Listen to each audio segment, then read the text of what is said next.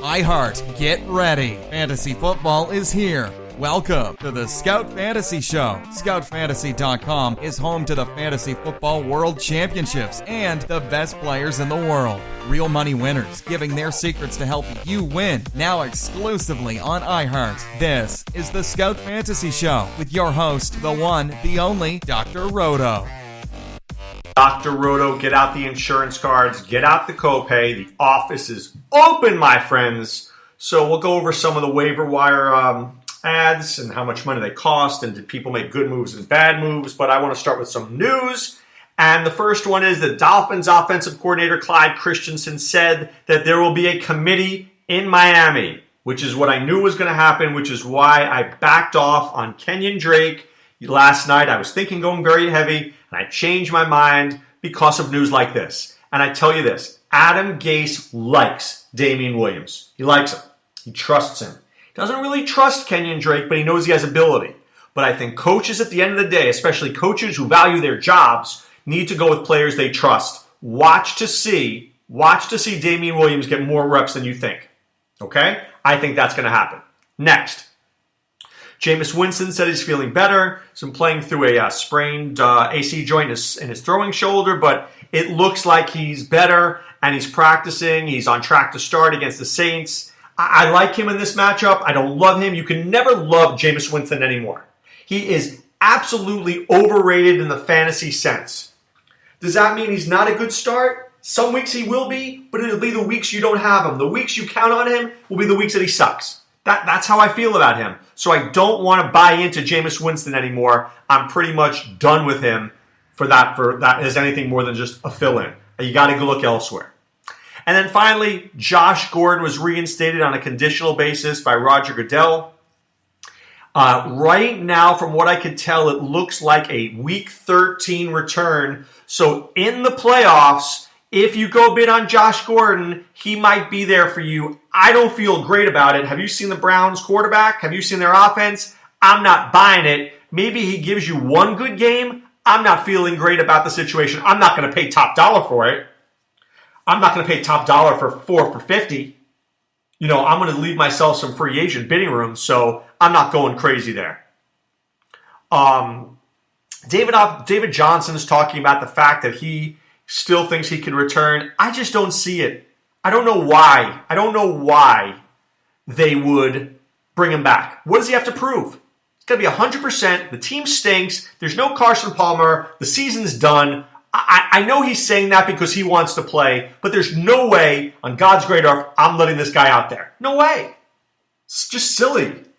So calm down there, David. I get you want to play. It's just not a good life decision. And then did you see this mess? I want to talk about this mess in Cleveland. Do you know why bad teams are bad? Ownership, management, those in charge. A.J. McCarron was supposed to be going to the Browns for a second and third round pick. Whatever you may think of that trade, it was on the table. But the Cleveland Browns as an organization couldn't agree. So the trade never went through. It's an embarrassment. Ownership isn't talking to the general manager is not talking to the coach, and it doesn't happen. Now, if you're a Cleveland Brown season ticket owner, aren't you just saying, man, you guys suck. You can't do anything right. You draft Kaiser, he's not the guy. You get McCarron, you give up a second and third for McCarron, you're basically saying Kaiser's done. That's basically what you're saying, is that we were wrong with Kaiser.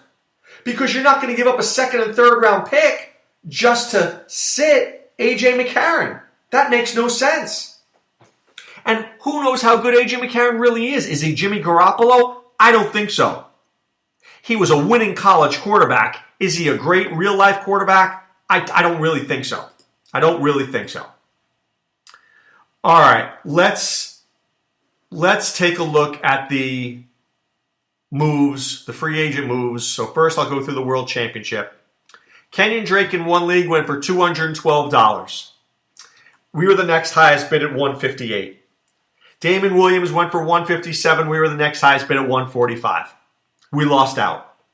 I don't know. I think now that I see $212, I should have bought. But I didn't want to spend $400 or $500. I'm glad I didn't spend it all. That I would have been very upset about. So we saved some money. We picked up Roger Lewis at $35. We picked up Deion Sims at $27 because we've got Zach Ertz coming on a bye week soon, and Kobe Fleener stinks. So upset about it there, but I think I can live with it. In another league here, another World Championship league that I'm in, Kenyon Drake went for $387. The next highest bid was $317. Damian Williams went for $296. That was our bid. The next bid was $277. I feel pretty good about that. Roger Lewis went for $167. The next highest bid was $34. Josh Gordon went for $101. Next highest bid was $1. Can't get that back. Seriously, can't get that back. You wish you could get that $100 back, but sadly, you can't. All right, another World Championship league that I'm doing. Let's see. Kenyon Drake, $374. The next highest bid was $301. Jimmy Garoppolo went for $197. I'm not sure why. The guy's not going to play for a few weeks. We got Damian Williams at $181. The next highest bid was $151, so I'm pretty happy with that. DeAndre Washington went for $155. The next highest bid was $41. So there's that league. The Fantasy Top 100 Invitational, the bidding is always a little cray-cray in this league. People always get a little wild and woolly. Josh Gordon went for $601. Bam! Next highest bid was $38. That's called pissing your money away. Kenyon Drake went for $211. The next highest bid was $168. Damian Williams, $132. The next highest bid was $78. We got Curtis Samuel at $52. The next highest bid was $34. I like that. Jared Goff went for $24. There you have that one. So let's see. Another one where this league is very aggressive bidding league here. Josh Gordon went for $722. Bam! The next highest bid was $80. Wow. Kenyon Drake went for $200. The next highest bid was $185. Damian Williams we got for $133. The next highest bid was $105. CJ Prosise, that was a good buy. Went for $41. The next highest bid was $15. I thought that was a good bid. I like that bid a lot. That was a very clever bid. I think that CJ Prosise has significant value when he returns. I do. Another World Championship league that I'm in. Let's see here. Blind bidding results. Kenyon Drake, $281. The next bid was $229. I think that was our bid, actually. Damian Williams, $255. The next highest bid was $179. We got Curtis Samuel for $57, and the highest bid was $23. Josh Gordon only went for $51 in this league. Look how amazing. This league he went for $51. Another league he went for $722. Unreal. That's why you just can't ever predict. You know, you can just only hope to win your league. I believe that. You need to win your league. Can you win the overall championship? It takes a lot of luck.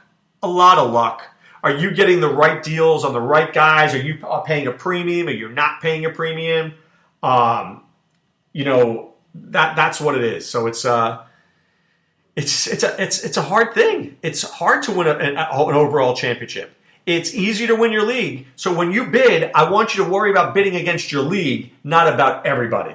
Okay? Don't worry about playing against 600 teams. Worry about playing against the other 11. Okay, in the Beat Dr. Roto League, Jameis Winston went for $484. Ouch! The next highest bid was $67. Kenyon Drake went for $252. The next highest bid was $134. Damian Williams went for $133. The next highest bid was $61. Josh Gordon went for $129. I like that price. Charles Clay went for $77. Devontae Booker went for $41. Curtis Samuel went for $35. I thought these were some good buys here. These were some good buys here in that league. Let's take a look at another one. So here's another online championship that's pretty competitive that I am doing. The blind bidding results. Darren McFadden went for $461. No other bid. That shocks me. Kenyon Drake went for $221. The next highest bid was $83. Austin Hooper for $150. That seems high to me. Josh McCown went for $122. I got Curtis Samuel again for $63. So as you see, I was in on Samuel. Josh Gordon in this league went for $39.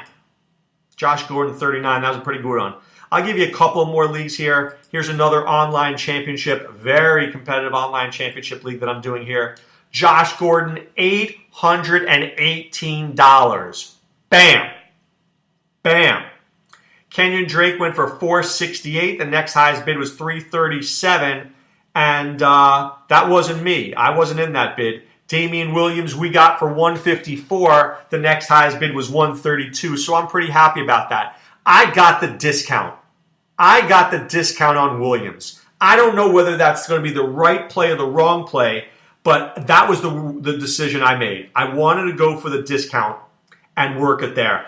Curtis Samuel went for $11 in this league. That was pretty good. I like to see that. Guys did a good job there. CJ Fedorowicz, $31. I thought that was good. Charles Clay for $48. People are paying for Charles Clay right about now. This is a good time to get him. He will return soon, and then you got a lot to look forward to.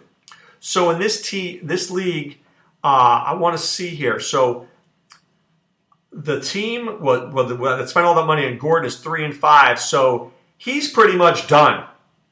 So I went from having the third or fourth most money left in this league to the first. So by not bidding on Gordon and Drake in this very competitive league, I have the most money.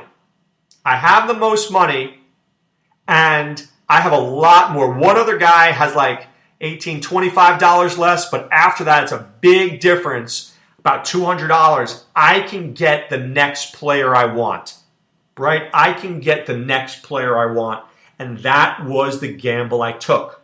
Will there be the next player? That's what we're looking at. Will there be the next player? Do you understand what I mean by that? Every week you're going to need something. The question is, when are you going to need it, and how much are you going to need it, and what are you going to do with it when you find it? So I'm going to need a player every week. So what you do is you just try your best to find the guys each week that you can.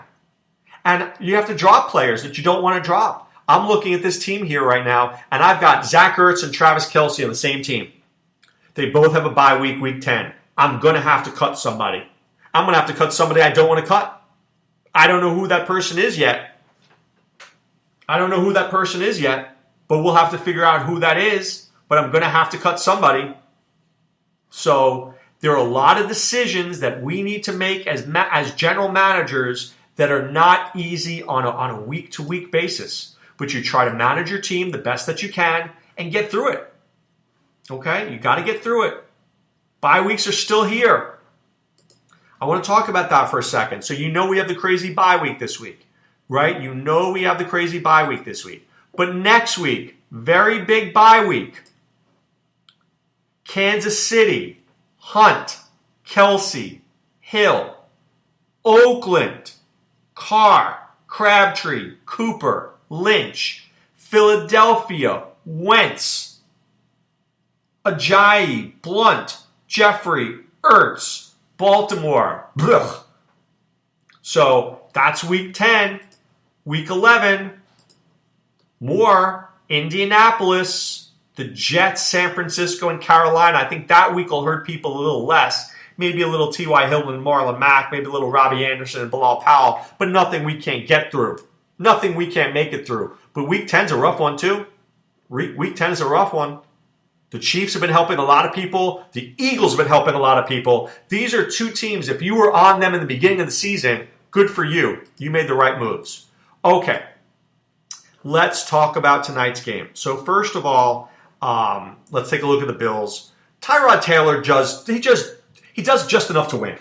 He's not a great quarterback, but he's good enough. And that might be good enough against the Jets tonight.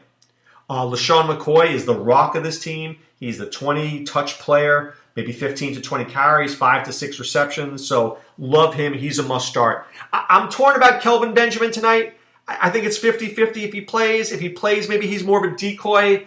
I don't know. I wouldn't start him with confidence. I do like Jordan Matthews. Don't love Zay Jones.